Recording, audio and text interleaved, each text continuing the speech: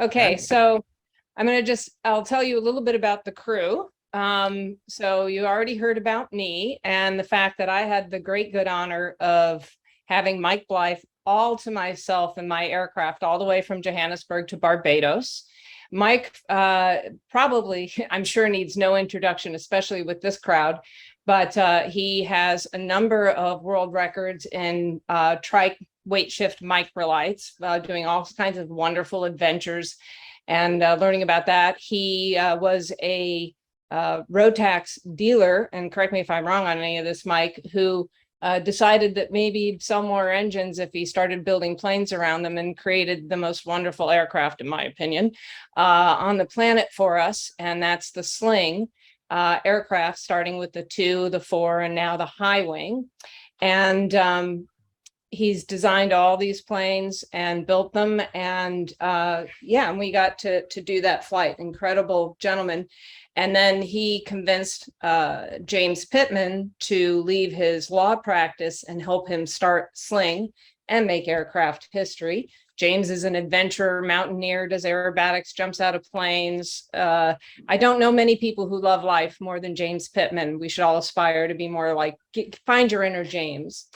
And then JP has a YouTube channel called The Candorist, and he's flown his 210 around the world and did a documentary on that was quite interesting. I highly recommend it, and has put together quite a following by introducing and having a tremendous influence. I have to say, there were people who would come up looking for JP at the Sling booth, just shaking with excitement because he had such a grand influence on their life. And I'm getting goosebumps, JP, just talking about it. You've really done a great things, not only for aviation, but for having candor and being open and willing to share your unique and very much valued perspective with the world. So thank you. And JP came out and built the first tailwheel high wing Sling out in the factory, and we flew back. And with him was a buddy of his who was doing some filming, William. He's not here with us today. And then what do you say about Matt Cohen, who joined James? Matt, we call the Bulldog. Matt is a most incredible individual who can get anything done. Matt does not have use of his legs, so they've modified SHW. And Matt, what's the plane that you have? You have a modified aircraft now. What's it called? I've got a Foxbat, Aeropract. Foxbat. Well, there you go. So he and James, boy, I wish we had a video and recording in that cockpit the whole time. They just had a terrific time, I know. And Matt's one of the most extraordinary human beings. And as James pointed out, you'll hear more about how and why that presented itself throughout the adventure. So that was the core team. You can do the next slide. And then James will tell us a little bit more, and we'll tell you a little bit about it too. But we did have a little bit of switching folks around because of some challenges with the visa status. Well, that's why we lost Mike, sadly, in Barbados. And then JP and William had to go commercially because that was the way their visas are worked out into the States. So we had some hero pilots who came and joined us. In the middle there in the top is Garrett Sutton. Garrett is one of the builders of a Sling 2 for the Naples Youth Aviation Project, which is a project that my EAA chapter in Naples put together with much of guidance from Joan and Bob Zaleski, who built the first 2-place Sling over there. And these 17 extraordinary middle and high school kids built a 2-place aircraft. They actually flew that plane one day before I flew my plane. I so wanted it to be the same day. We were so close. So that plane will be sold, and the proceeds will go to the next plane and for scholarships. And Garrett was kind enough to let us change our plans 15 times and come join us so that he could be the co-pilot with Matt on flying SHW back in. And he's 20 years old now, and he is doing his degree, pursuing a public safety administration degree in Southwest Florida. And then my buddy Gabriel, and I think they're both also on the call, is a fellow JetBlue captain with me, and he was kind enough to take time out of his schedule and come and be the co-pilot in JP's plane into the US. And Gabriel has done some time in West Africa seating planes and King Airs, and he is also going to build a high wing tailwheel sling. So we're excited to welcome him into the Sling family. And then many of you may know the Toddens. Wayne Todden is one of the co-CEOs of Sling in the US. And he got started on that when he was trying to find a good place for his son to get his ratings to become an airline pilot. That would be Matt, and saw a need and started the Sling Academy in the US. So Matt, that's Matt on the lower right and sitting in the back of my plane.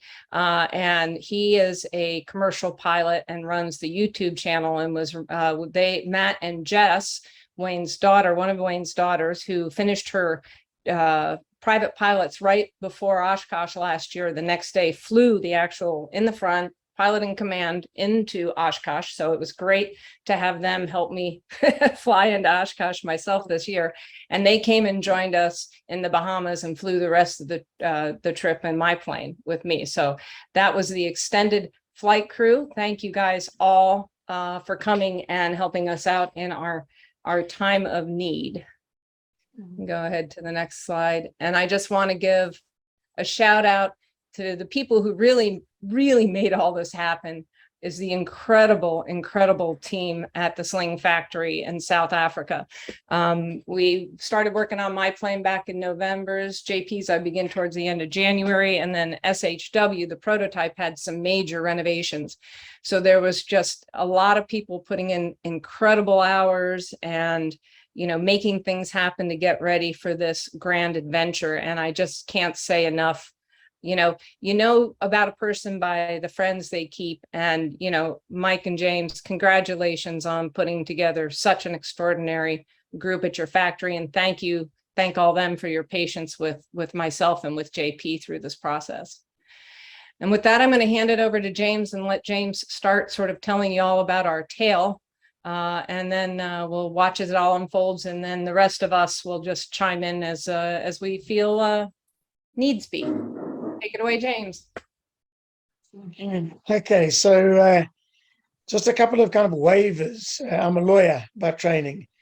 Before we start, I mean, the one is that I actually only got back from my flying journey at 11 o'clock this morning on flight BA057 from London back into South Africa. So I'm still finding my feet.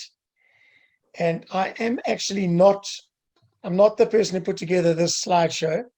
So the actual slides here, it's a little bit different from the way that I'm kind of accustomed to doing it. So I'm going to kind of have to hack my way through it a little bit kind of as I go.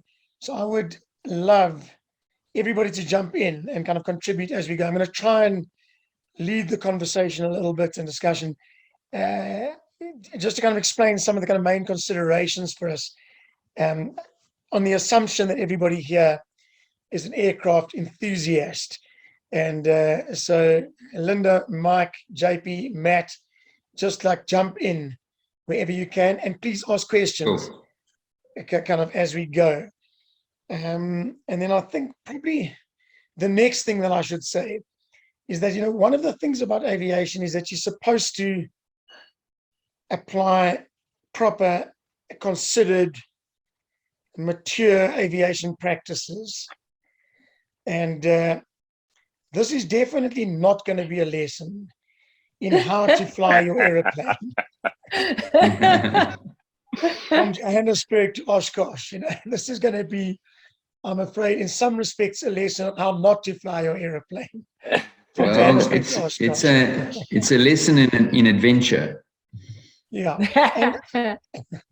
and the reason for that is because in order to kind of do anything, in this life that is worthwhile, you do have to sometimes kind of stick your neck out a little bit, And I think that the main constraint that we had on our journey is that we had made a commitment between ourselves, each kind of for their own reason to some extent, to trying to get our aircraft to Oshkosh. Us as a business, obviously, we wanted to show our airplanes to the world. Linda wanted to have a Sling High Wing airplane to work in her lifestyle in America. And she got caught up in the excitement, and she committed, in fact, to us and to getting her. She would like to have had her Sling High Wing in Oshkosh a year earlier, but she was going to be, in the absence of us, our kind of demo model. And JP Schulze is a deep in his DNA kind of evolutionary adventurer. And he has had an adventure in a home-built aircraft planned, I think, for a long time. And he chose a route. And, to some extent, unfortunately for him, he chose a route which involved an aircraft which we were also developing. And so he helped us with a whole lot of development work. But it means that we ran into time constraints. So on all three of these airplanes, we really worked very, very hard under very tight time constraints towards the end. And to be absolutely honest, we shouldn't have gone. But we have a lot of experience between us. We really do. I mean, JP's flown around the world. He's flown lots of airplanes. He knows them. Linda is a commercial pilot. And myself and Mike have developed airplanes and flown them a bunch of times around the world. So we figured that if anyone could do it, we could do it. And we were damn determined to do that. So that's a bit, don't do this at home. I'm going to work my way through these slides as best I can. Everyone needs to jump in. I'm quite glad that the first slide is this Sling Expeditions, because what this does demonstrate clearly is that we have done the stuff. If you'll just jump back, and Neil, what this does demonstrate is that we've done this before. So if at the end of this presentation you think to yourself, oh my God, I can't believe that these guys made it. From all of those other adventures that we've done in the previous slide, you go back over here, you'll see that we do know it wasn't a fluke. We do have a clear idea of what we're trying to do. And we, Mike and I flew our prototype two-seater airplane around the world in 2009, showed it off at Oshkosh. In 2011, we flew our prototype four-seat airplane around the world. We missed Oshkosh.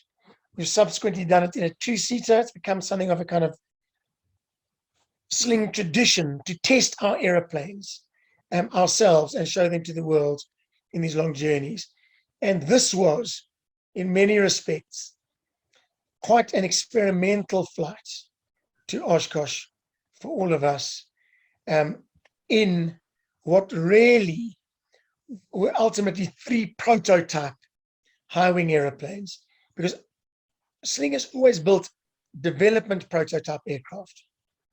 We test them, we make the necessary changes, and then we build what we call a production prototype.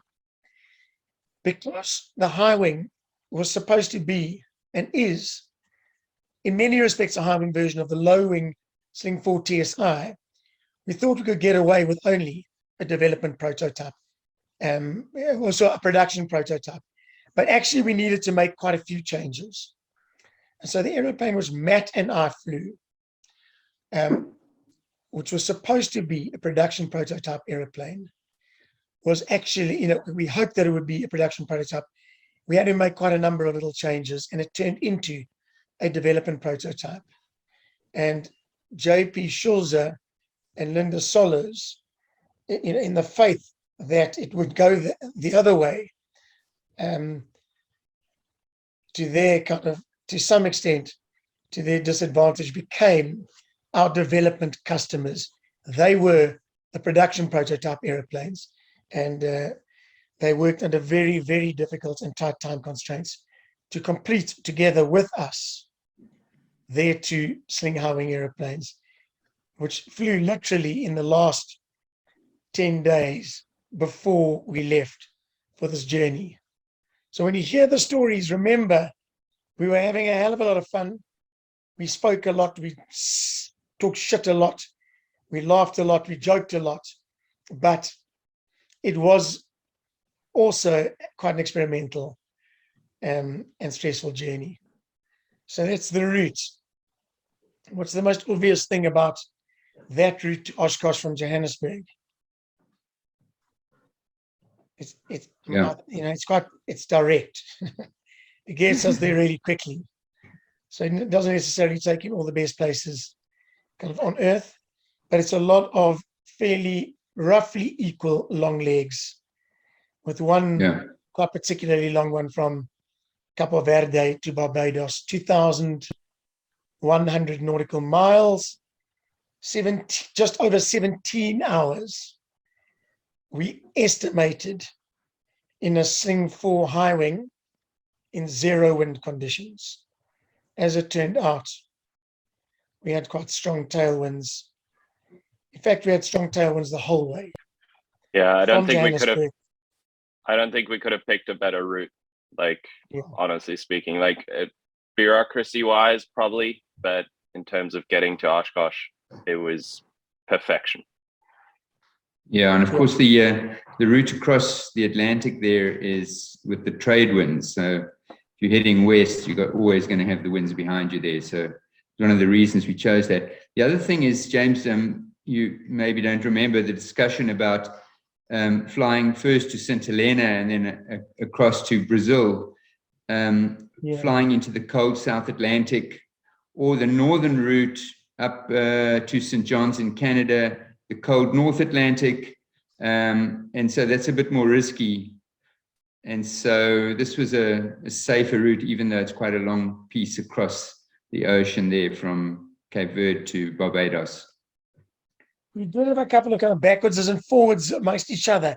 Is it the right route? And ultimately, we wanted to get there quite quickly, so we went for it. And I would recommend the route. I'm going to say one more thing by way of introduction. This is introductory to the actual journey itself. I've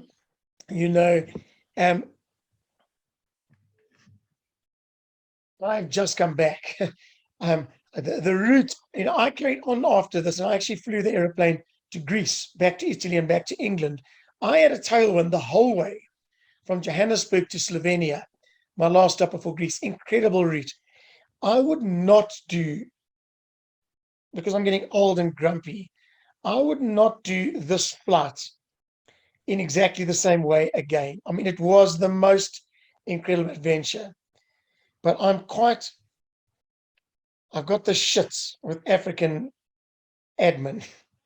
And Bureaucracy. I would do exactly the same route, but I would organize the fuel better in advance, and I would organize my kind of reception in the places a little bit better in advance. And I admire You're very young people dramatic, James. Yeah.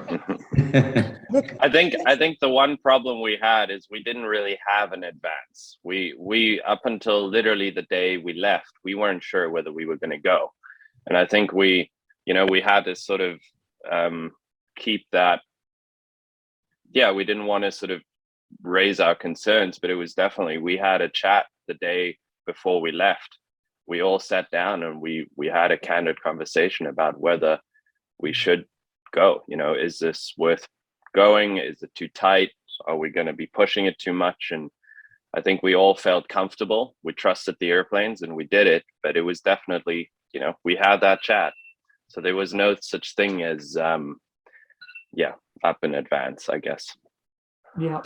Right. And keep in mind too, that we had JP and I got the FAA to come over to South Africa to inspect the planes, and they stalled us about a week and a half. So a lot of things got pushed, also in part because of the logistics of that. And then we had to do our test flying and so on. And that route was also the favorite route of the folks who were doing our rescue work because of the shipping lanes and stuff like that. But, I like to, one of the things, James really did a lot of the heavy lifting when it came to the bureaucracy and the permissions and the flight plans and stuff. And it was just a joy because I just, came along. But a few folks have accused me of being brave for doing this and going across that route. And what I say is that to me, courage is when you're scared to do something and you do it anyway. And I knew the plane. I had great help building it. I had great people inspecting it. I trusted the engine. So I don't see it as particularly brave, but I do want to just thank James for dealing with a lot of the baloney that he had to deal with to get us successfully through there. Yeah. Remember, if you're not brave, then you are stupid. Well, that's probably true too. Okay, so that's the route. Let's go to the next slide. This was a hell of a flight. This was Tenterfield to Lanseria. 15 minutes. The tensions were lovely. And of course, James, I see something to climb, I climb. Yeah. So, yeah, I mean, there was a lot of, this was like the decision, do we go or not, I think. And we got some great photographs. Thank you, Bruce Perkins, for coming. I haven't actually seen all those photos yet, but it was quite a gorgeous evening. And a bunch of us made a decision. I made a decision to stay at the little hotel in Lanseria that night because I needed the headspace to get away from my family and just, start the trip. Because once you're on the trip, your focus is on it. Linda stayed in the hotel. JP, did you stay in the hangar still? No, we all stayed. stayed. Remember the rendezvous we had that evening? Yeah. We Yeah, all everybody stayed stayed in the hotel. I went home to visit my kids and then came and picked you guys up in the morning. And that bottom slide there, that's us in the car in the morning on the way to the airport from the Matt hotel. did the same. Matt did Matt the same. did the same. Yeah. I mean, there are a whole bunch of photographs there. It was quite emotional going away. When we wanted to leave early, we eventually did take off at 6:30, which was pretty much on schedule. And it was great. We had Matt's girlfriend, Jess, and we had and Mike's son, Greg, who gave him a lift. And then a bunch of other people pitched up. Like we just didn't expect. It was so wonderful. Graham Metheus and Stella and Paul Berveris and thanks, Jonathan Shaw. It really felt like the beginning of a big, big journey. And I'm just going to tell a little story because I think it, Linda may not like it, but it captures some of the. Close your ears, Linda. Yeah, close your ears. So, the next day we were flying to Luanda, and I'm just going to look. I just did a recording of the different lanes. So we were flying 1,320 kilometers to Luanda. I think none of my aeroplanes had ever been absolutely full of fuel. I said, I'm going to go to Luanda with a less than full tank. JP Schulze said, listen, I want to know what this aeroplane is capable of. I'm basically going to put everything that I can in because it's trickier to fly a tail dragger that heavy at the back. So 320 liters in fuel tanks in the back, 99 in the A tank in each wing, 25 in the B tank in each wing, 570 liters. It was going to be a hell of a flight and a hell of a commitment. It was, with zero wind, about 10 and a half hours. It was Sunday, the 17th of July, only 8 days to the start of Oshkosh, which was the event that we were flying to. We could not delay another day. And it turned out that we only had permission to go and land in Luanda because the poor chap who was doing our permissions kept on being delayed and delayed and delayed and delayed. By the time we got a reasonably certain indication of what day we were going to leave, it was actually only the day before, really. And it takes, as it turns out, 7 days to get permission to fly over Namibia, and it takes 4 days to get permission to fly over Botswana. And so we didn't have permission at all to fly over Namibia and Botswana. And JP and I sat down and had a bit of a council of war about whether, first we looked at the alternative routes and there were no alternative routes. I found a flight plan through at like 10 o'clock at night. And into it's Joburg, probably worth mentioning that only you and I, James, we were the only two that knew about this. No one else knew. and that was by design. So we were asked for a permission number to fly over Namibia. And of course, I didn't have such a thing. So I said, I'll call you back. I have it. I've just mislaid it. I'll call you back. And what we did is we just scrapped that flight plan. I phoned in another one at 5 o'clock the next morning, because I didn't want any briefing officers anywhere in the world to have much time to work out what was going on. So I phoned it in an hour before we took off. And I gave them the reference number that JP had obtained to fly our tail dragger to Namibia kind of 6 weeks previously with one digit changed. So we took off to fly to Angola without permission to either cross Botswana or Namibia, but with a flight plan in. And I was stressed to the eyeballs because I didn't know if the planes would take off. I was actually flying in an aeroplane that only had 3.5 hours on it since the engine replacement. Rotax gave us a new engine. Matt's hand control system had just gone in. It really turned out well. He was able to fly the airplane perfectly well. And this uncertainty. And we didn't tell Linda because if things went wrong, we didn't want her to lose her career. And Thank you. I'm sorry, Linda. But I think it was the start of a kind of a slow evolution towards becoming, well, for Linda, a greater and greater cowboy, kind of as we went, And I mean, I'd like, it was actually a cool flight. There was the most gorgeous sunrise, and over the south of Botswana, this mist over the ground, and I got those really emotional feelings. We once made a film about my and Mike's first flight around the world. I remember we were kind of hugging each other and kissing each other, and I felt the need to do the same with Matt Cohen. It was really an emotional moment as we took off. I don't know if you guys have got memories of that flight, but I remember it so vividly because I was, at the first time at like that full fuel capacity out of Lens area, which is high as well. So the takeoff was on my mind the entire night. And then once we were finally able, and the airplane performed way better than expected, there was no questions or hiccups about our flight plan.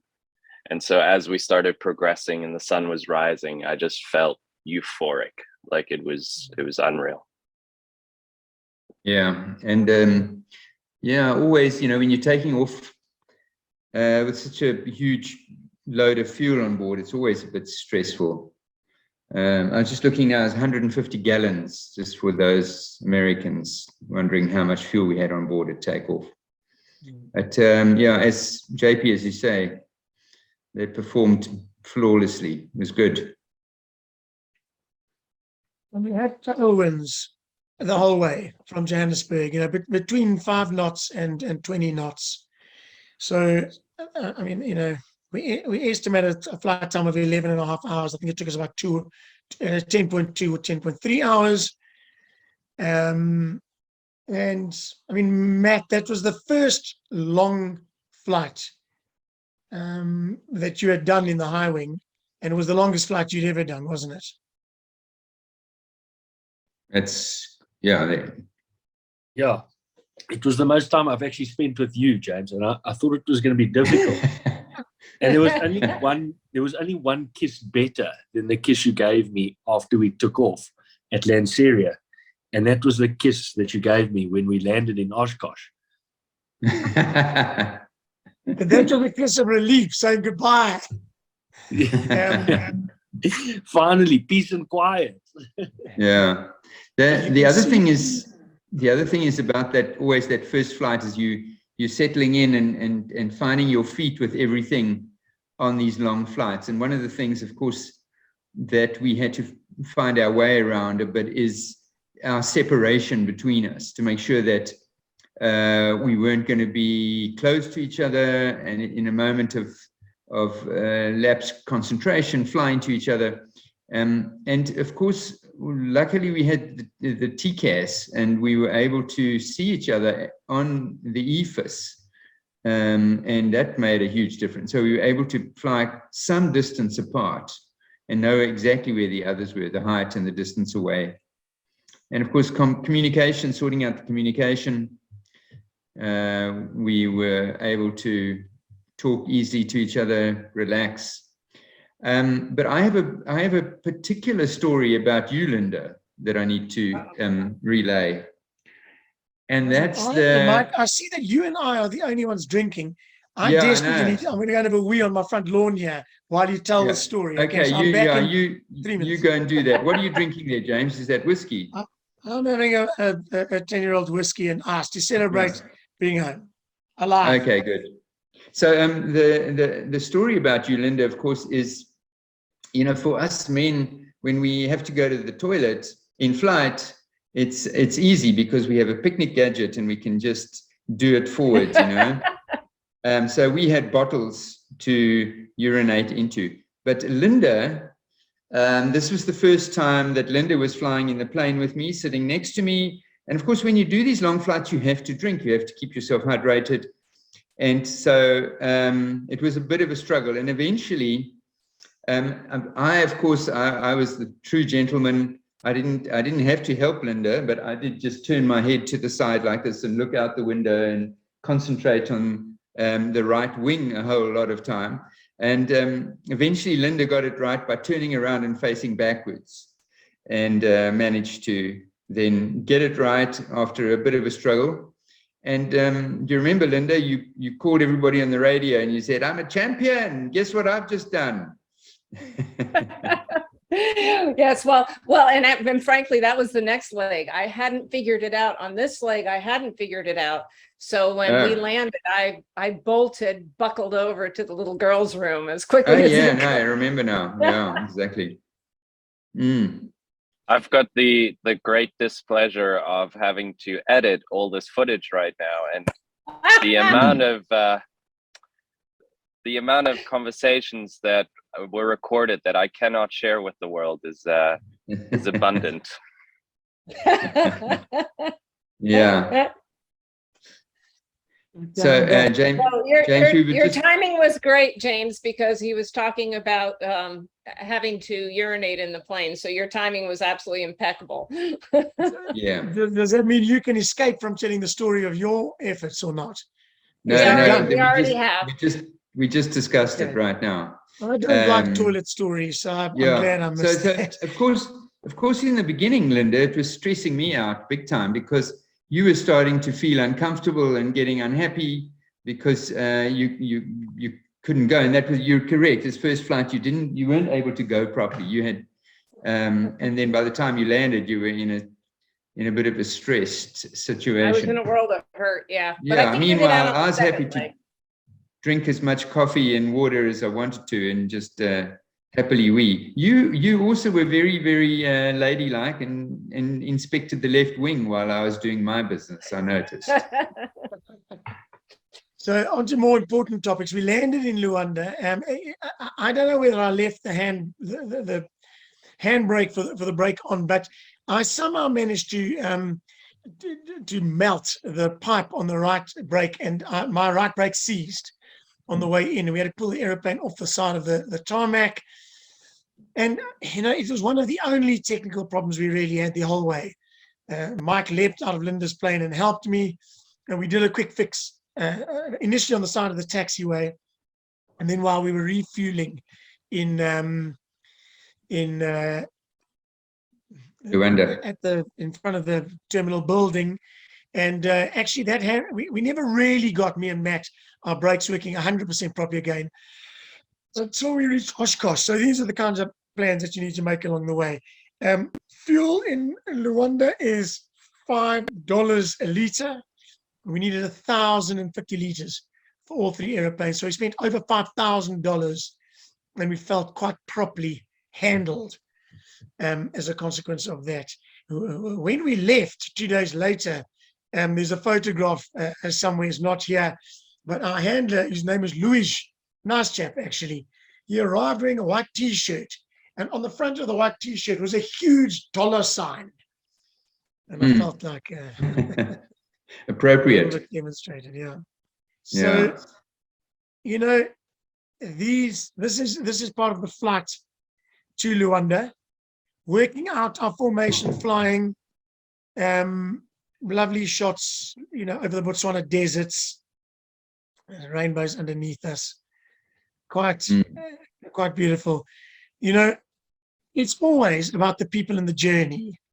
We intended to fly on to Accra the next day, and we couldn't because we hadn't yet obtained permission to land in Accra. So we were forced to remain a day in Luanda.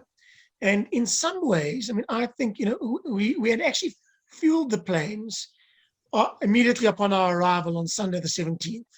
So we had Monday free in Luanda, stressful because we were waiting for the Accra permission, but we had no aeroplane work to do on that Monday. And for me, and I know even more because I was not really building SHW, our Sling team was. Whereas JP was building his airplane and then testing his airplane. Linda was building an airplane and then testing an airplane. I think that was the first day off that most of us had for about 6 or 8 or 10 weeks leading up to our leaving. And we went on a 15-kilometer walk through Luanda, past the old castle, past the president's house. I had a swim in the ocean. We had a lunch with a bunch of beers. And actually it was good. I mean, I thought it was a bloody great day in Luanda. It unwound us a bit. Yeah. We got to know each other a bit. Talked a lot of I just want to point out something. Go back one slide. That's it, eh? No, go back one slide, Neil. That's no, forward. That's it. That one, yes. The bottom slide there, that little guy, that's a hedgehog. So that is the most highly traveled hedgehog in the world. His name is Gangi. It was given to me by my wife's mother many years ago, and has traveled with me around the world a few times. So just letting you know, anytime you see pictures of Gangi, you can appreciate that there's a hedgehog that's a real traveler. And it was our navigator, right, Linda? That's right. That's right. Every time we got lost, we were able to ask Gangi, where do we go? So he always pointed us in the right direction. He was great, and he was really good with keeping the spacing for formation flying.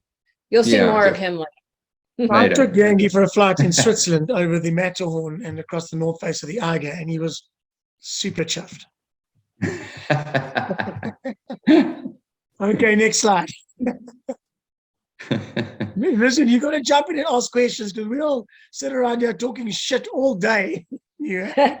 Well, we'll leave time at the end for questions too. For questions, okay. So we'll keep moving.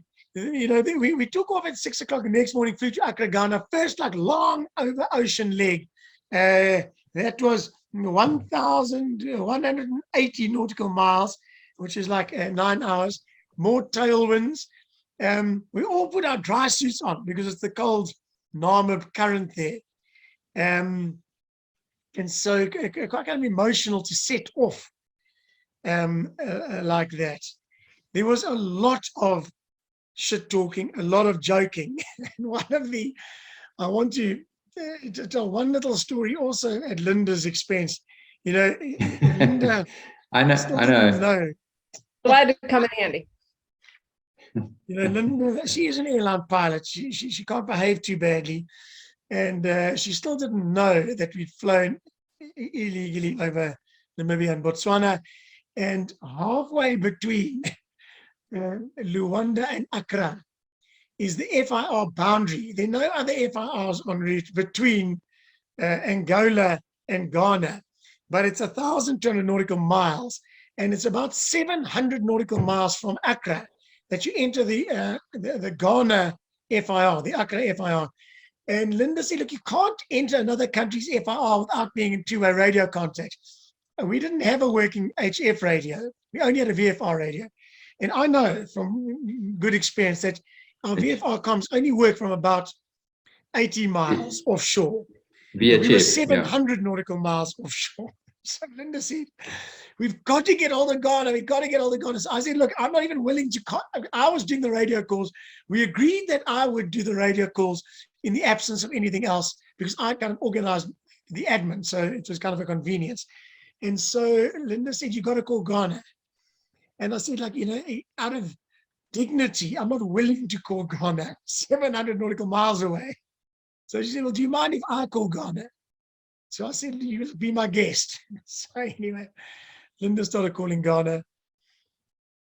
And after about half an hour of Linda calling Ghana, Oh, Matt Cohen- it wasn't that long. Dude. Why did they put a frequency there if it doesn't work? You know what I mean? It was about an hour and a half, Linda. So Linda's like Accra radio, Accra come in. This is Sierra Hotel, because I'm saying, Sierra Hotel Whiskey and Company. So she says, this is Sierra Hotel Whiskey and Company. Do you read us? Eventually, Matt Cohen decides that he's going to impersonate a Chinese ATC in Accra. I saw. No, I wasn't the only one who fell for that. Sarah Hotel Whiskey. This is Ghana. This is Accra, Ghana. We read you loud and clear. Please give us a position report. That is huge excitement. No, it wasn't. No. And for about half an hour, Linda, assisted by JP, we're busy providing Matt with position reports, speeds, directions, air speeds. And the whole thing was a hoax. I will say, I was completely caught up in it. Like there wasn't an ounce of, I was like, because we were passing past this island. What's it called? The island that we. Sao Tome. Yeah, I thought maybe they were relaying via that or something like that. I was completely convinced. Do you actually think they've got an antenna on Sao Tome? No, but I think we're too far away. In hindsight, yeah, in the moment you're just caught up, and then it wasn't until I heard, "Please report over Tetherfield," that my world just everything I considered reality just dissolved. It was an outer body experience. I'll be honest. That is when Matt said to me, "Listen, I'm getting quite bored of this. I've got to end it." So he says, "So Sierra Hotel Whiskey, please report next over Tetherfield 1256." Like a moment's silence. Anyway, so we were talking and laughing a lot. Matt was swearing a lot. JP was philosophizing. I was taking my music on my cell phone and playing it through the microphone. So you're able to play great numbers, Brian Adams, Bruce Springfield, Dihamba Nawe, South African groups over the microphone. You didn't play any of those good songs. You only played cuck music for all of us who suffer.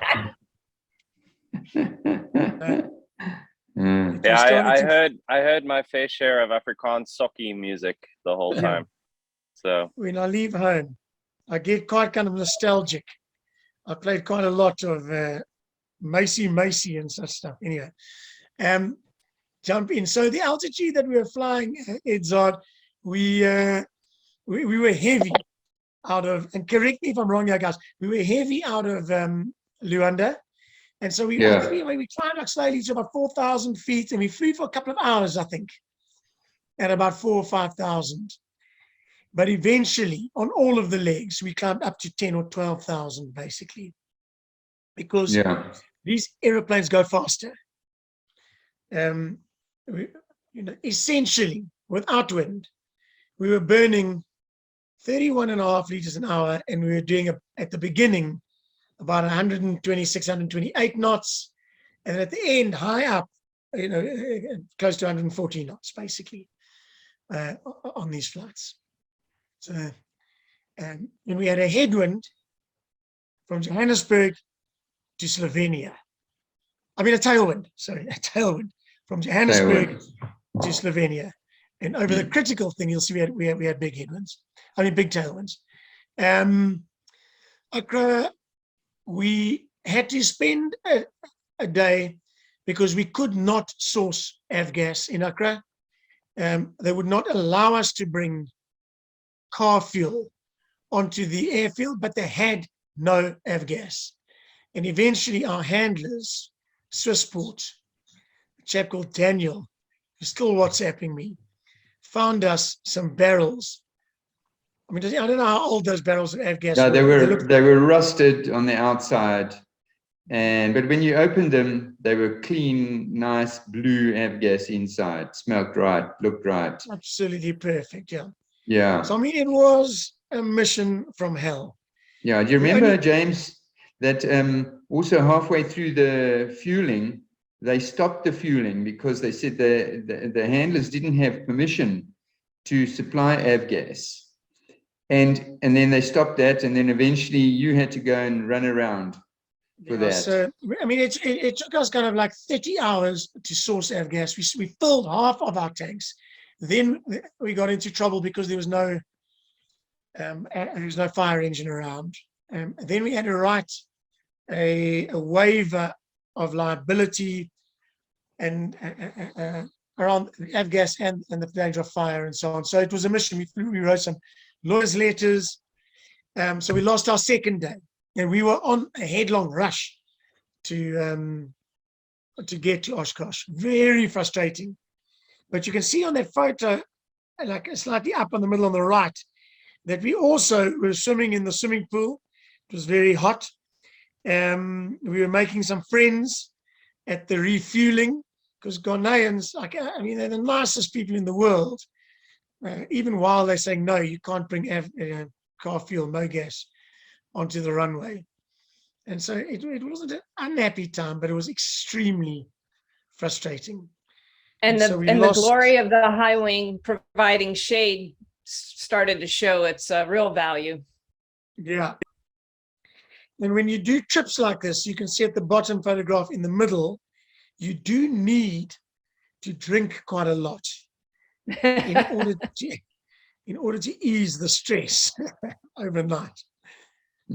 Anyway, so we did a long day flight to Luanda, a day's rest in Luanda, a long day flight to Accra, not a day's rest. We worked unbelievably hard in Accra, and we left early the next morning to fly to Cape Verde. We debated about going straight over the land, more hassle with permissions, much worse weather. The weather was bad in every direction to Cape Verde, but we took off and we flew to Cape Verde on Thursday, the 21st. Around the bulge of Africa. Around the bulge, 1,663. I'm looking here, nautical miles. And we ended up flying through some pretty bad weather, past West Africa. I don't know if anyone wants to talk about that. I mean, I think the airplane's handled beautifully.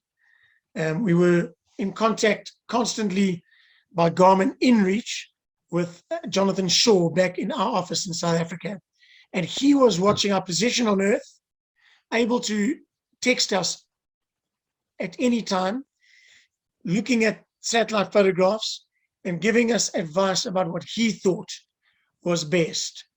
We were on VFR flight plans. I don't know if you can really effectively fly around the world without ever flying either over or like through some cloud. And we were forced on that leg to fly through some cloud. And as it turned out, some quite hard rain. And obviously in those conditions, you can't fly really close together. This thing of seeing each other on the TCAS was an absolute new thing for me. So we could fly 2 miles apart and look at each other on TCAS in a loose 2-mile formation. Quite remarkable. And we did have to split up a little bit. This storm was quite an interesting experience for me, because it was the first time that I've ever done this kind of flying with other airplanes around. And I think something that often people don't realize is when you're out there, you're committed. There's no turning around necessarily, at least not at that phase of the flight. So you're going through this. You're either going around it or through it, but you have to carry on. And there was sort of different stages of decision making happening, and then ultimately having to sort of, you know, make decisions for your own airplane and your own best interest. And I ended up like 45 miles away from everybody at one point, you know, flying around the storm. James just beelined it and ended up beating us to the destination. And I think Mike and Linda kind of chose an in between, but ended up in some, you know. Yeah, well, but we never hit a cloud. We went through all kinds of big openings. It was fine, right? Yeah. We were we were able to stay in the clear, but we did fly through quite some rain. It was a long emotional flight. You know, there was some quite proper weather along the way. We arrived just before sunset in Cape Verde. You know, great place to arrive. Beautiful island, dramatic runway, friendly, no avgas. And I've been one of the kind of, you know, everybody contributes what they contribute. And I was flying with Matt Cohen. You know, he had flown that aeroplane very little. And by this stage, he was landing and taking off in the aeroplane. But Matt came to be known on our journey as the Bulldog. And the reason he became to be known as the Bulldog is because when Matt Cohen gets his teeth into something, he just will not let go. So, you know, if Matt Cohen needs, you know, some money to pay for his meal and he hasn't got it in a restaurant, he'll go and ask the people at the next table without shame. If he needs to borrow a car, you know, he'll ask the people on the other table. He's not afraid of anything at all. And you know, I'm actually convinced that Matt, who has no use of his legs, by the time we got to Oshkosh, actually was the most able human being amongst us. Because when we landed in Cape Verde, we were exhausted. And 5 of the 6 of us got into a motor car, drove to the hotel, and sat and drank beer. As we left the airport, Matt said, listen, I'm not coming with you guys. I've found some guy here, and I'm going with him in his jalopy, beaten up, sort of decrepit motor vehicle to organize fuel, because we paid $8.50 a liter in Accra. We paid $5 a liter. In Accra, it was very difficult to find the fuel at all. And we sat and drank at the hotel from 7 o'clock until 10:30, at which stage Matt rolled in first in his car and then his wheelchair, having arranged permission to bring MoGas onto the airfield, a gas station to collect car fuel, the drums, 44-gallon drums to put car fuel in, and a pump to transfer fuel. And the transport to get the fuel to the airport. Exactly. To take us backwards and forwards. Yeah. And the effect of was that we could spend the whole of the next day basically refueling those bloody airplanes from the Shell garage, or what was it, a Total garage? No, Shell, yeah. Shell, yeah. Yeah, I had to arrange the tanks, clean the tanks out, the tanks that had oil in them or something, right, Matt? So yep, I had to get the tanks cleaned. It was what, over 9 hours that whole process took us? Yeah. And getting the pump was a mission and a half. We rode around prior for probably 2 hours, Matt, trying to find the pump. Eventually we found a pump, and luckily we got that pump, because it really saved us. Without that pump, we would have still been there pumping fuel. The pump we got the next day, but a lot of the admin mattered the night before, kind of thing, you know? Yeah, exactly. So it actually had worked out quite well. It was hot as well. You can see us lying under the wing of the aircraft there on the bottom left-hand slide, resting, waiting while a couple of us are fueling elsewhere, you know. Those are the drums, the top left-hand picture. So, yeah, it was a mission. Mike, do you remember his car door that he had tied with a string closed, because the door didn't stay closed? Yeah. And every time we went around the right-hand corner, the alarm would come on that the door's swinging open. Yeah, but this was an opportunity. The guy had said, what was his name? Do you remember, Matt? Louise. No. Louise. Anyway, and he hadn't since COVID had come along. He'd been doing the tourist thing, and he hadn't had work for a long time, and he was struggling and doing little odd jobs like this. So this was quite a relief for him to be able to do something like this with us, and of course get paid for it. Right. And Yeah. he had a lot of, it was great to hear him. He was very transparent. He told us a lot about what their life had been like there on the island, and came out to dinner with us, brought his girlfriend. I mean, he was really one of the highlights of the trip, was getting to know him and driving around in the back of the pickup truck. It was great. Yeah. I would say that, I mean, this is a classic example of how the journey is the experience, because you're stuck in Cape Verde. It's quite frustrating. You're losing a day, but you meet cool people and you see the underbelly of the place that you're in. And we did get to go out to a really cool restaurant that night. And that was amazing. It was a local restaurant. A lot of Cape Verdeans, I don't know if they're called Cape Verdeans or whatever, but Camis, the guy who was helping us, I mean, he had the most beautiful girlfriend I think I've ever seen in my life. Her name is Lenice. I've got her number here, actually. And and so it was just so much bloody fun to do that stuff. So by the time we left Cape Verde, we kind of really experienced the place. And we left at 6 o'clock the next morning for the big flight, 2,100 nautical miles. It looked like the weather was good, to Barbados. Let's go to the next slide. Well, these are shots of refueling. The one shot that I am quite keen for people to look at is this shot of the EFIS in the middle over here. So we took off after the usual admin and problems with flight plans or whatever. And it was the only day really that we took off long before, or quite a good period before sunrise, because it was the longest flight. So it was quite dark. And we took off. And one of the first things I said to Matt is, I said, listen, Matt, check out this nice downhill runway. We took off and I looked out towards the west and I said, can you believe it, Matt? 2,200 nautical miles of nothing but ocean ahead of us. And then I looked at the EFIS and this bloody terrain came up and there was like this spike straight ahead of us, which literally looked like a sort of a needle. And that is a volcano, which is about 20 miles to the west. And I'll tell you what, in the darkness, if we'd taken off 20 minutes earlier, we could have flown into that bloody thing. It just came straight out the sea and it went to like 6,800 feet. We flew around it. And I think the photograph at the top is a photograph of the left-hand side of it. Yes, and there it is out in the middle of nowhere. And there was this whole village just like hanging onto the side of this thing like barnacles on a ship. It was amazing. Yeah, those are those little dots you see on the side of the mountain there. Yeah. I think we're going to keep moving. Neil, how long have we got? Until 8? Yeah, what's the time now? 20. Keep talking.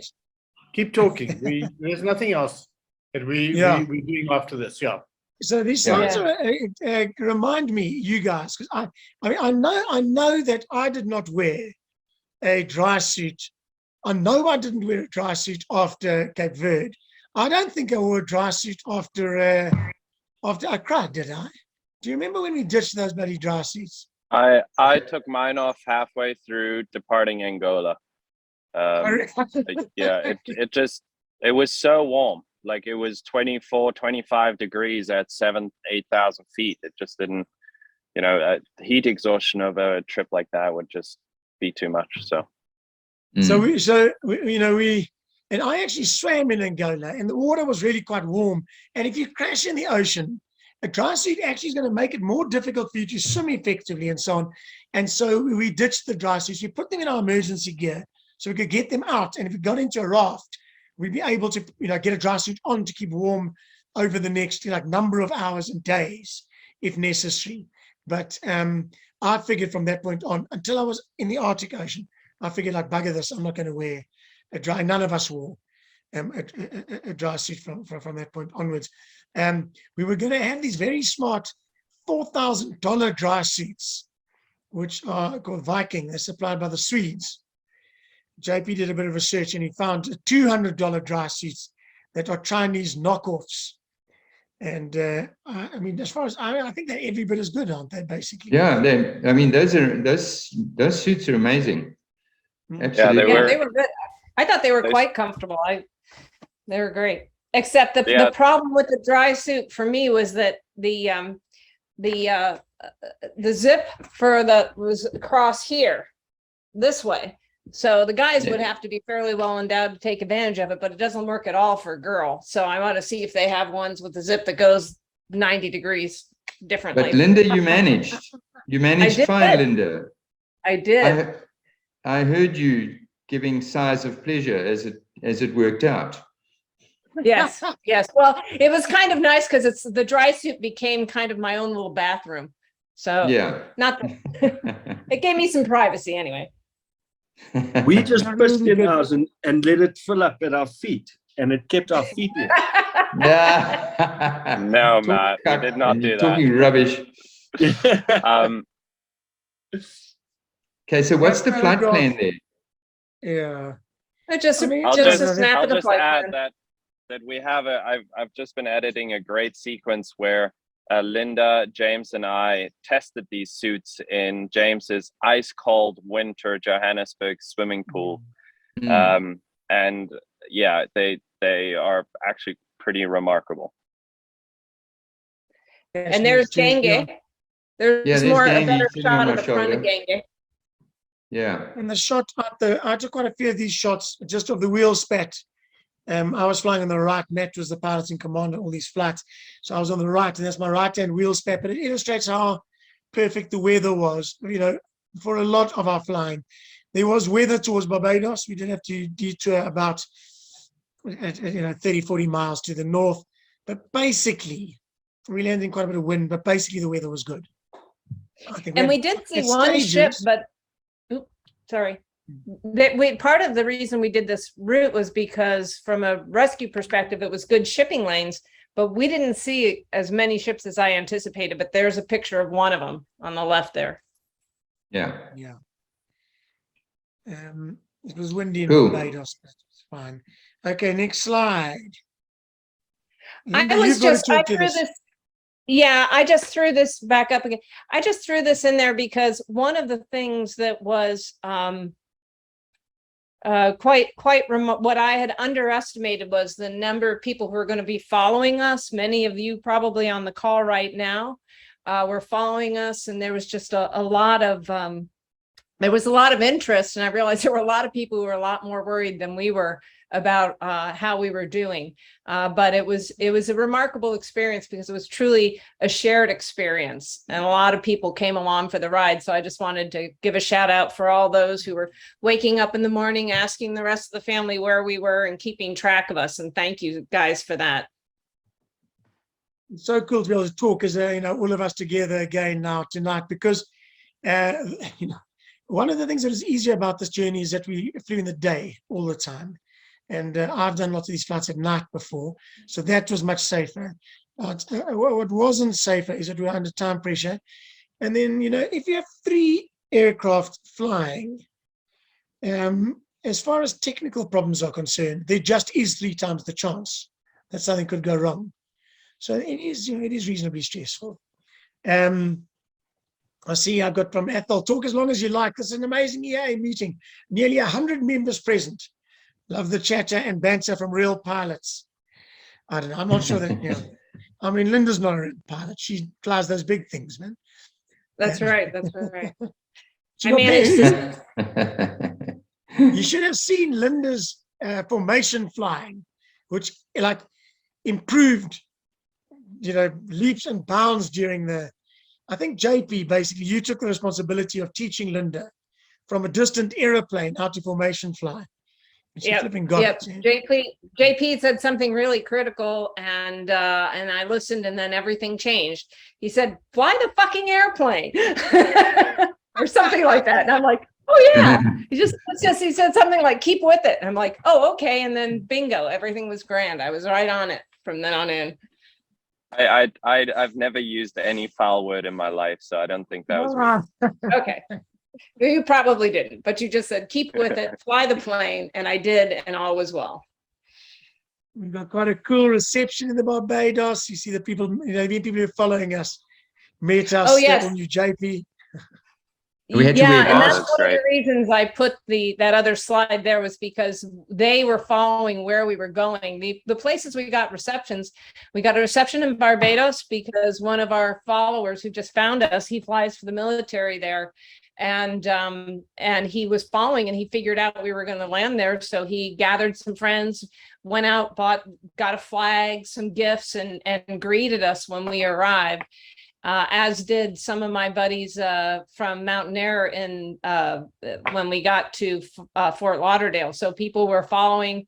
And then even when we showed up, as soon as we landed in Kentucky, I got a text from another buddy of mine from the mountain saying, hey, do you guys need a place to stay? So it was a really active following. So thank you guys for that. We actually did not have to, Mike, wear masks in Barbados. They were so polite. They were all wearing masks because of us. And we thought, oh shit, we've got to wear masks all of a sudden. So it's one of those classic things that you sometimes see between English people, all offering for everyone else to go first when they need, Actually, we didn't need it.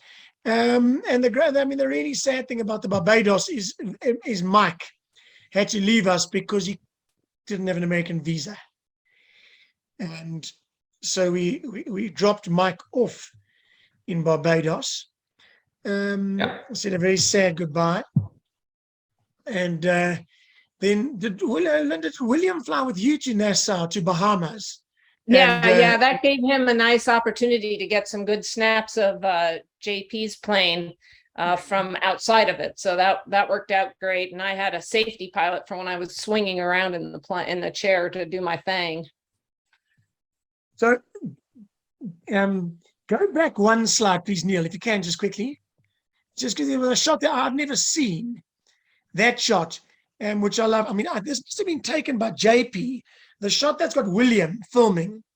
And that was me taking a shot of William filming JP from because my plane. that's right. You and it's quite, you can see like the passenger sitting next to Linda, shooting the two airplanes out the window, and then both the airplanes out the window, and kind of islands behind. And the flight from Barbados to Nassau, which is the capital of the Bahamas, I mean, it was, in terms of imagery, for most people in the world, it would be just like a complete kind of, a fantasy concept. Just thousands of absolute fantasy islands with palm trees, beaches, amazing. And the footage, I'm busy.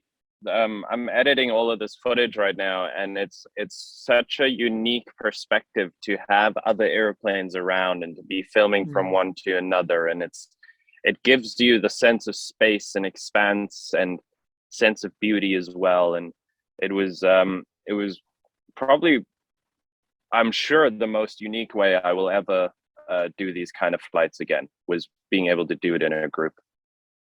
Just quite that flight, for what it's worth, I'm going to talk over you, Linda, just because it's kind of on my mind. We were quite exhausted and stressed in Barbados. And we took off the very next day to fly to Bahamas. Bahama, come on, pretty mama. You should be relaxed in the Bahamas. And thank God, the flight was easy. The weather was good. The place was amazing. We arrived to meet Matt and Jess Todden, who were going to fly on, and later other pilots to help us.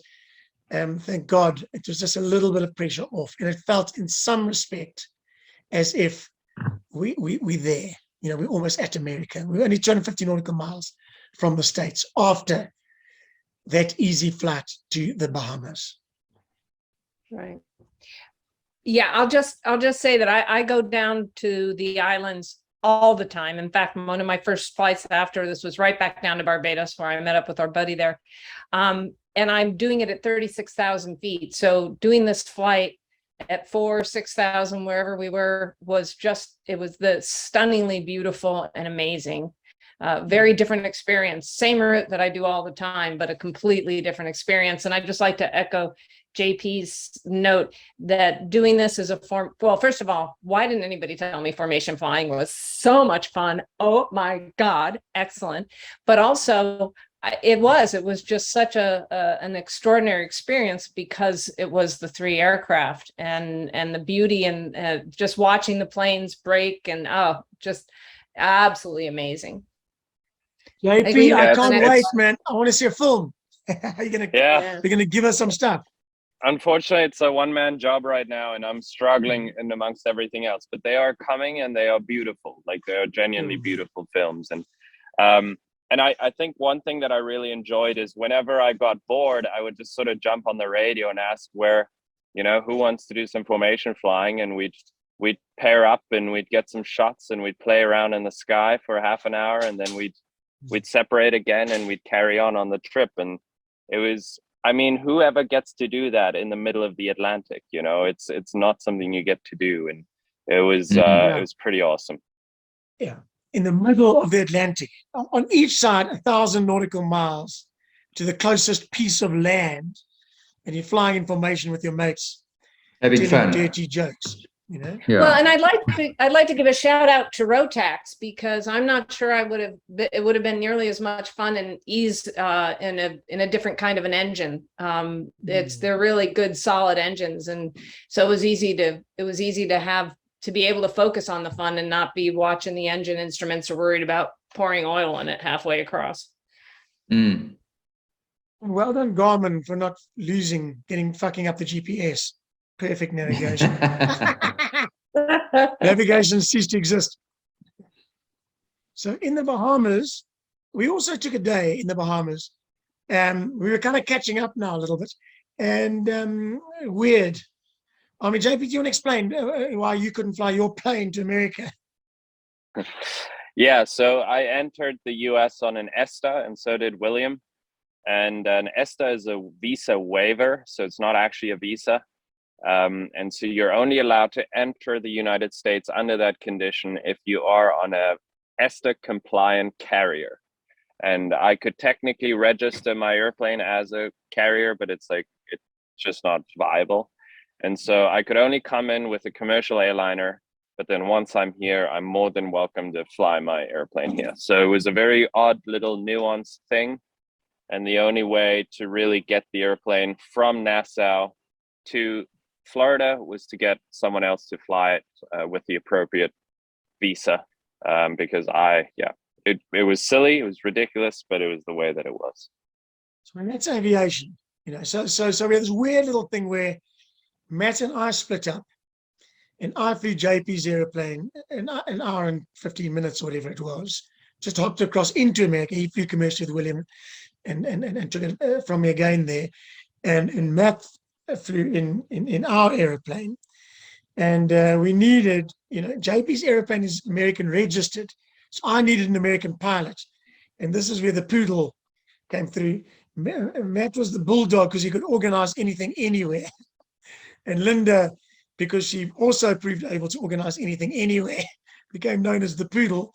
She brought Garrett, her 19-year-old junior builder friend from the EAA youth program in Naples, to fly with Matt, and a really close JetBlue pilot friend who we'd met in South Africa, Gabriel, came and flew with me in the American, JP's American aeroplane across. And Linda flew across with Matt and Jess Todden, who wanted to make some films. And some of you may have seen parts 1 and 2 of the little cool movies that they are making of High Wings, Nassau to Oshkosh. To sort of circle back to what I think you said earlier, James, about how it seems like everybody watching the trip and following along was more nervous than us, in the airplane. That sitting in Florida, waiting for you guys to arrive and tracking the flight and seeing someone else fly my baby was the one of the most nerve-wracking things I think I've ever done in my life. So I was quite nervous as well, actually. I keep on reminding myself, I'm in a tail dragger. I'm in a tail dragger. It's quite weird. Well, and I think Garrett and Gabriel are actually on the call. Are you guys on the call? While they unmute, I'm just going to say, I mean, you know, that flight from Nassau to Fort Lauderdale Executive, which is sort of a little high-end private GA airfield in Florida, was chaos. Because we literally were thrown in together at the last minute, and we should have briefed. We were all kind of quite cocky at that stage because we've come a long way. There wasn't really time to organize. And I mean, Garrett is a CPL IFR, but he's only 19. And he is a gentleman of note, unbelievably competent. Garrett, if you're listening to this, you're a bloody hero, man. Thanks for flying under those unbelievably difficult circumstances where we were on the wrong frequency. I'm not going to try and explain everything, but I switched aeroplanes. I just done all of the radio calls. So I continued to do radio calls as the leader, SHW and company. I wasn't even in SHW. And then they refused in Nassau to let us take off as a group. So everybody then had to be handled themselves. And so, you know, SHW was told to squawk something. Matt was on a different frequency with Garrett. So they were squawking the wrong squawk. ATC got properly pissed off with me because I was talking to them as SHW. Anyway, it's a nightmare. We also, the other thing we had to do while we were there was because now we were going to have two people in my plane. You can see up in the upper right there, we're getting the fuel out of the extended range fuel tanks. We had to drop two of the tanks to make room to get Jess and Matt in my plane. So that's the other aspect. And then when sorry we got to interrupt. Marie, can we talk now, or why did you said to unmute? She said to unmute. No, it was specifically for Gabriel and Garrett if they were online. Oh, sorry. So anyway, so I didn't mean to cut to where we'd arrived at FXE, but if you want to go back to the actual journey itself, but that was just reminding me. So we had to take those tanks out when we were in Nassau and dispose of them to rearrange things. But go ahead. You finish the journey. I finished so Garrett was incredibly competent and actually got us in under the airspace. I think I was flying with Gabriel, who's a wonderful JetBlue pilot, obviously a licensed pilot. So he enabled me to fly with him into America. I mean, Gabriel, I think, must have thought we were absolutely mad. Gabriel had the unusual pleasure of being in South Africa exactly 3 weeks before and visited Bona Bona. And after dinner in my home here in Westcliff, we were joking about Americans being attacked by wild animals. The next day, saw a child in his presence attacked by a leopard in South Africa and had to protect everybody. So, I mean, I think that there must be Americans, Linda, friends of yours, who think we're all completely mad. Well, and I'd like to point out, too, that Gabriel came all the way out to South Africa to fly with me while I was doing my 40 hours. So he could be my safety pilot while I was playing with the equipment. I mean, there's a lot of sophisticated equipment in the avionics there that's way more sophisticated than the avionics I fly in the Airbus. And he was kind enough to come out and help me get my flying in. And then he came and joined us there too. So it was fun. Oh, man. Okay, let's jump. We took out the gas tanks out of the back of my aeroplane, and JP, you flew your gas tanks to Osh, didn't you? I carried Linda's so that just to Florida and then took those out as well because she wants to do some venturing in her plane using those tanks. So have you picked up the tanks yet, Linda? Yes, I did. They're safely in my hangar. And one of the things that was terrific, I mentioned before that one of my buddies from Mountain Air was tracking and figured out when we were going to arrive in FXE. He came to greet us, and it was absolutely a critical piece of the whole puzzle because, as you can see in the lower left-hand side there, Steve, thank you, Steve Pauly, for helping us out. He put those in the back of his tank, and another mountain buddy of mine, Fred, allowed organized so that we could leave them at one of the fixed based operators there at FXE until I had a chance to go back and collect them.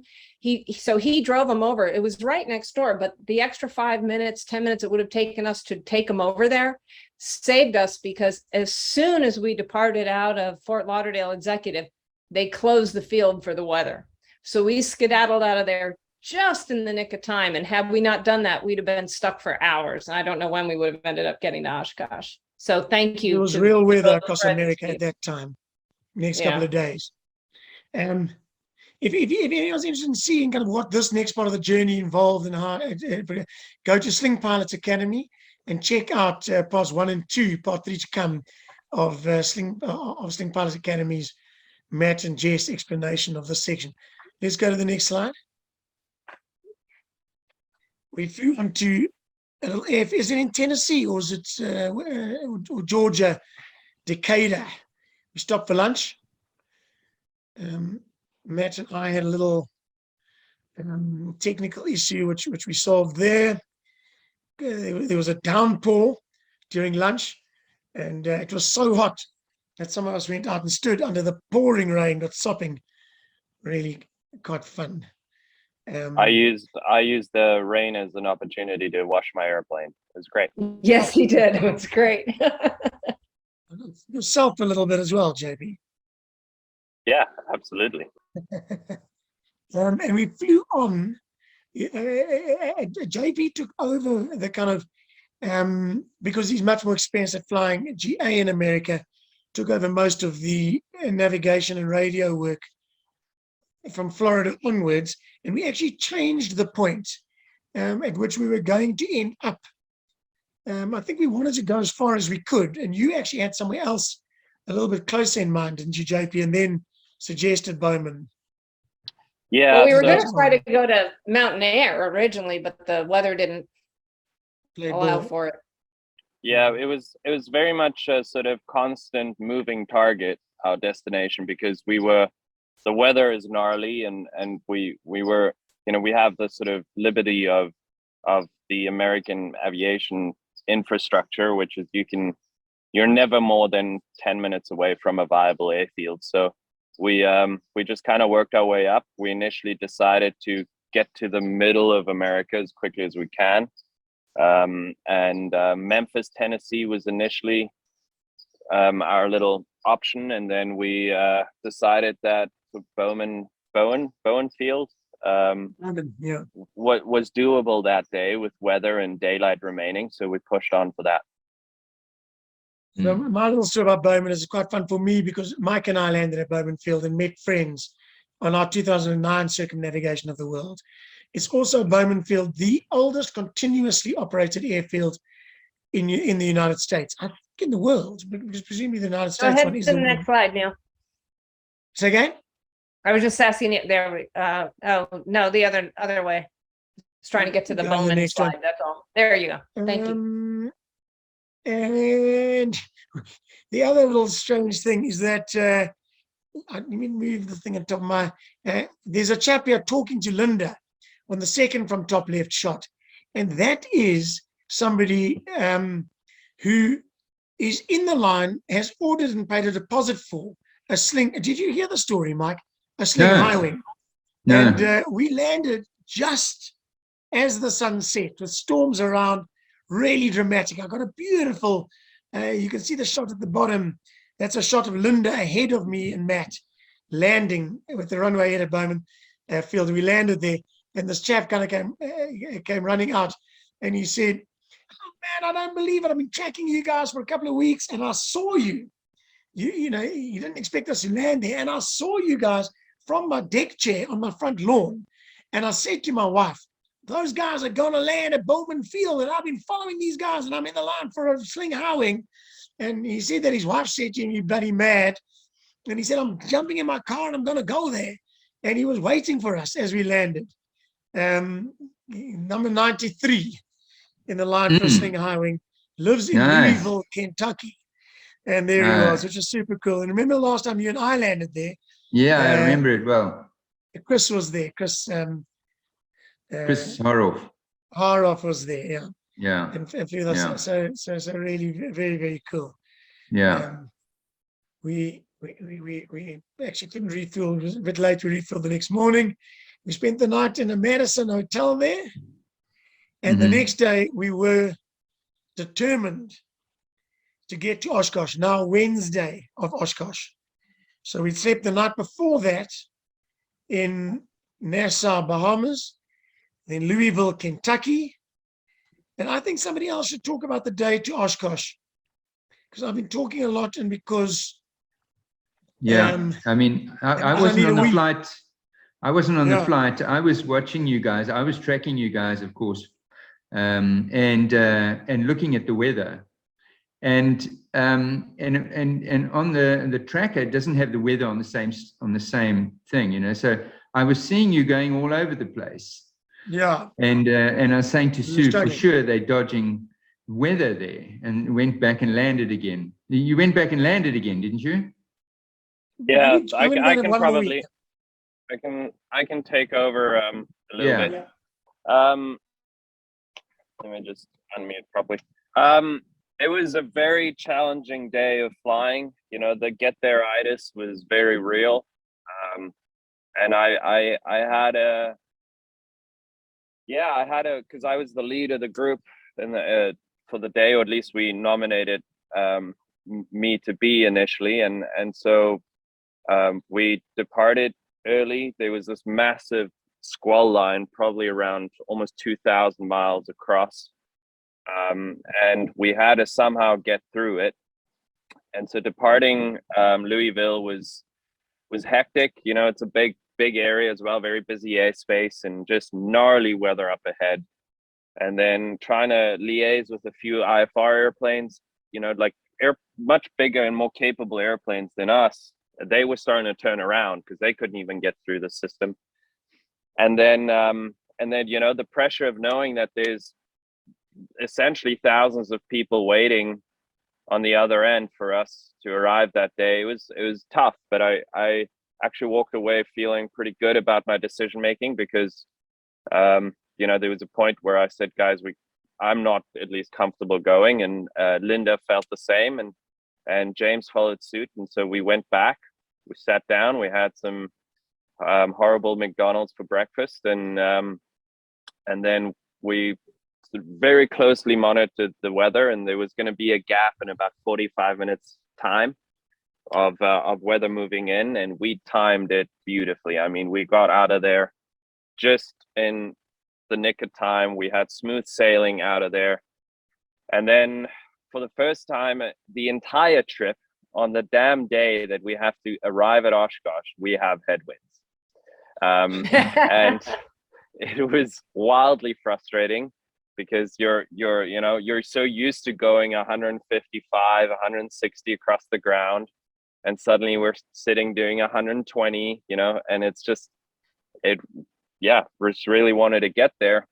But subconsciously, I had thought that was it for the weather side of things. We're good to go, up until we passed Chicago, and we were confronted with this just insane thunderstorm. And it was a line that if we had a bit more time, we could have easily flown around. The problem we had was that at 2:30 the air show starts, and so the Fisk arrival essentially closes at 2 o'clock. They'll sometimes push it to about 2:15, but 2 o'clock you're supposed to be on the arrival, so you're supposed to have already entered the first waypoint and be in line to enter Oshkosh. So we're managing all of this. We're dodging an insane storm, knowing that we, at the time, were going to arrive with about 3 minutes to spare. And it was gnarly. You know, you come this entire way, this huge feat, and there was this likelihood that we may have to divert to another airport and sit there for, you know, the rest of the day, sort of avoid the whole. There was also a welcoming party waiting for us. It was, you know, the get there-itis was probably about as crazy as it could ever be. And then we ended up doing this rapid descent from 14,000 feet down into a hole, in sort of dogfighting formation. You know, it was nuts. Fun. Yeah. And we scooted right in, and then we hit another small storm, which we weren't expecting. And I think we entered the arrival with 1 minute to spare. It was about as down to the wire as it could ever be. And then we had a quick briefing on frequency about how we're going to land, because now we're in a formation, and the Fisk arrival, you know, is pretty intense and stuff. And we just ended up in tight formation the entire arrival in, and ended up landing in formation, which, you know, with a, what was it, 14 knot crosswind or something? Strong crosswind. You on the upwind side to try and give you the best chance. Yeah, and James and I ended up deciding to swap sides so that I didn't, you know, my cross control inputs, in case something did go wrong, was in favor of avoiding the other two airplanes. And we literally landed in formation at Oshkosh. I think we hit the wrong dot, but it didn't matter. We, you know, we were off we the were runway. the last people anyway that before the show. So Yeah, I mean, yeah, it was kind of quiet the moment we arrived. yeah. It was remarkably quiet, but it was insane days of flying. Like, just in hindsight, actually extraordinarily challenging.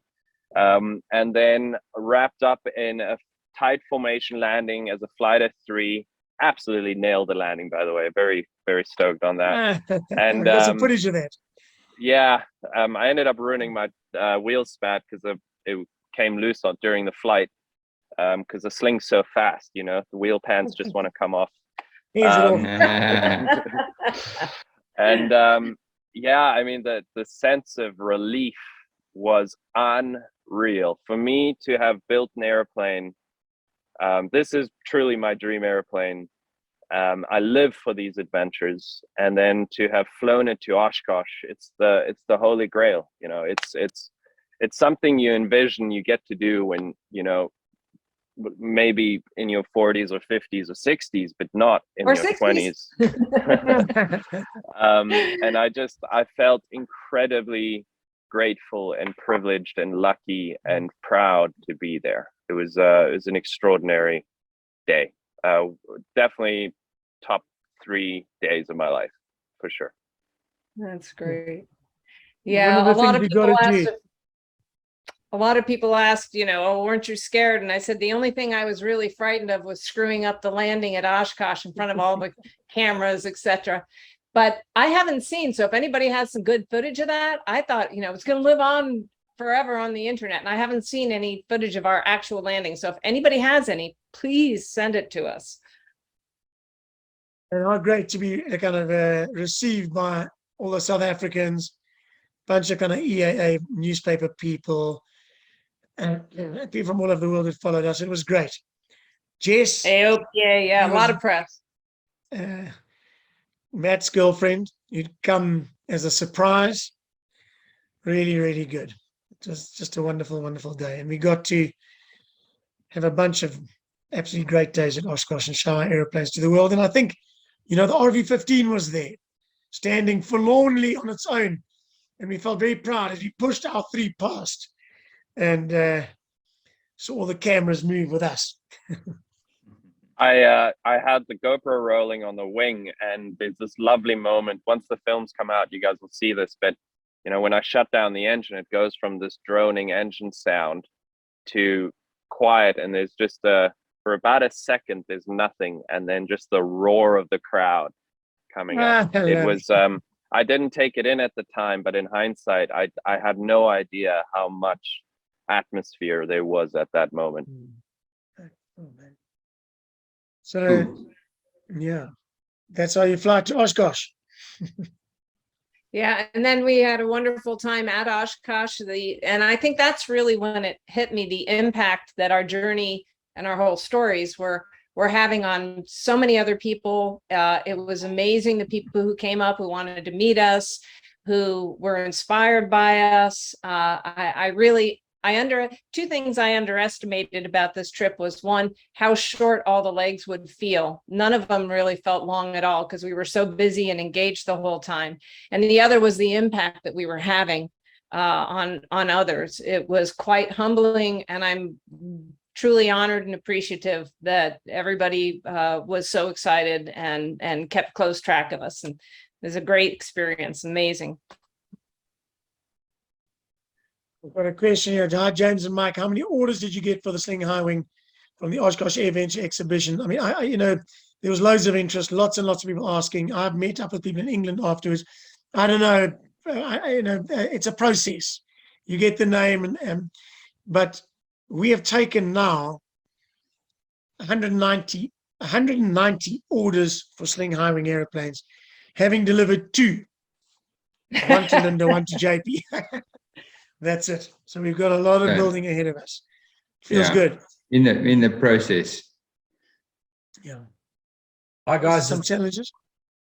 Hi, it's Paul Astucci at James, Mike, Linda, all you guys. I've just shared or just felt the same amount of admiration now through this presentation as we did when you guys actually took off that Sunday morning and we watched you intently as you traversed over the globe across to Oshkosh. And we were so hyped when you guys got into Oshkosh from this side that it was quite amazing. And I think I speak for many of our EAA members as the national president here in South Africa. I speak for many of the guys here in South Africa that watched this. And we were absolutely blown away. I mean, it was just something to behold. We know, I mean, obviously you guys have a little bit of a reputation in doing things very well. And you've done this before, but at this time, it just, because it was quite a lot of you guys together, it just seemed so much more sort of like it was, the admiration was into the red line, you know what I'm saying? And I think that you did such a fantastic job.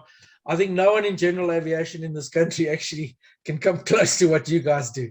And as an EAA member, I'm absolutely blown away and proud, and I don't know what other word to use, in terms of what your guys' features and how you actually managed to do this. And I spoke to a lot of aviation or non-aviation guys as well. You know, I put it out on my Facebook page there and I said, look at these guys, okay, and what they can do. And I tell you, there was a whole contingent of guys that probably didn't know that you exist, were also blown away at this mean feat. And because obviously I laid it on a bit to say, listen, you don't understand how difficult this job is, eh? And I think that certainly from my side, as I sit here now as well, I'm still blown away by your efforts. And I think that it's just unbelievable. And thanks a lot for doing this presentation tonight. It's something to withhold. Thanks, guys. And as always, take care out there. Thanks. Yeah, thanks. Thank you, Paul. Thanks very much. Can I say something? It's Athol. Yes. Of course. I just want to say that I've been following Sling for all the years, right from the time when you did the rocket firing of your first Sling 2.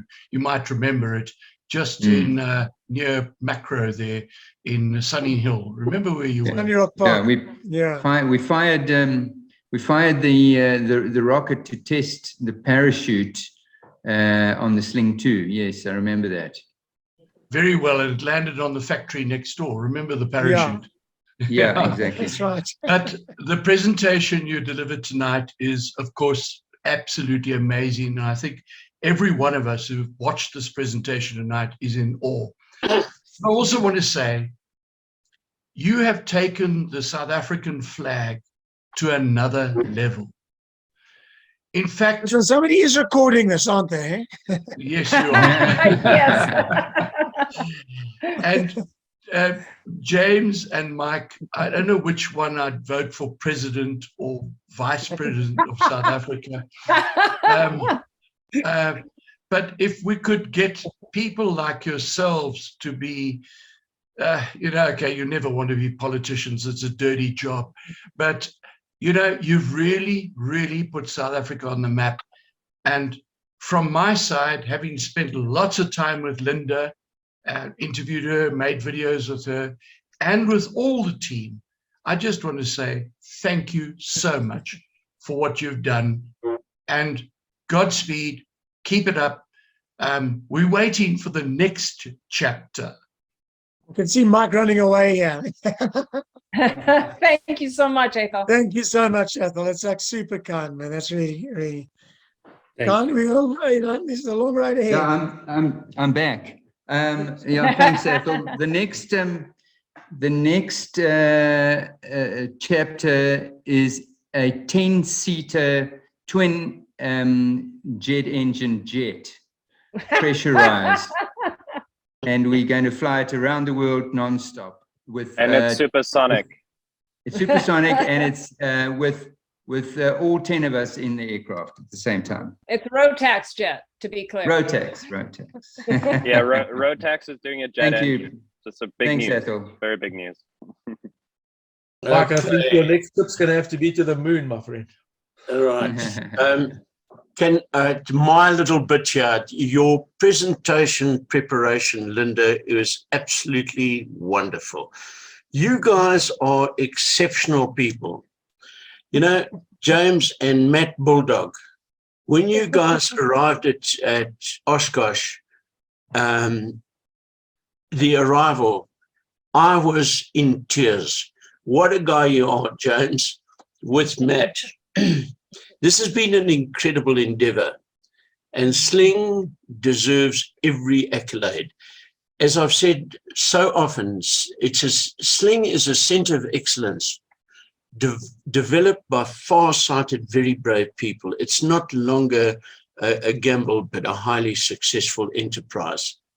Linda, JP, James, Matt Bulldog, Mike Blythe, well done.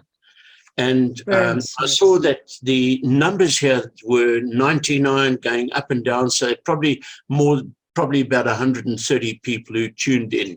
And a big thanks for sharing with your enthusiastic fans. JP, you summed it up as the ultimate feeling of being proud, as we are. Well done, you guys. Thank you. Thank you. Thank you You so much. better make sure that Carl Jensen wins that prize again next year. We want him in Oshkosh. If I do, I'll be there. Excellent, great, good. Okay, guys. Thanks, man. We're coming to visit you. Just so anyone is interested, the SHW is just outside Cambridge, a top farm, which is Sling Central in the UK. And she's being flown back to South Africa, leaving end of September by pilot Bambi, that Dutch woman, with her boyfriend, a guy called Moritz. And they will arrive back in South Africa end of October, beginning of November. Mike, they would love us to go and meet them. Meet them, Island or somewhere. Maybe we can get a bit of a team together. We're talking about that. So, James, your route after Oshkosh, James, was up into Canada, then Greenland, Iceland, England. Then you went all the way down to Greece on holiday, then flew back from Greece. My whole family in the aeroplane, me, Andrea, Asher, and Max. And because you all got there through different means, Andrea and Asher had the opportunity to collect a lot of luggage. And so there were four of us and luggage for four. And I had the joy of flying my family in my aeroplane, right across the Mediterranean, from Milos in Greece to Kefalonia in Greece, and then on to Reggio, Calabria in Italy. And so I've got a whole nother adventure, which it was a wonderful flight to talk about sometime. And much easier. But I think a flight from Europe to America through Iceland and Greenland is much to be recommended. And in a Sling High Wing or Sling TSI, you can do it on stage. So another time, but another wonderful adventure.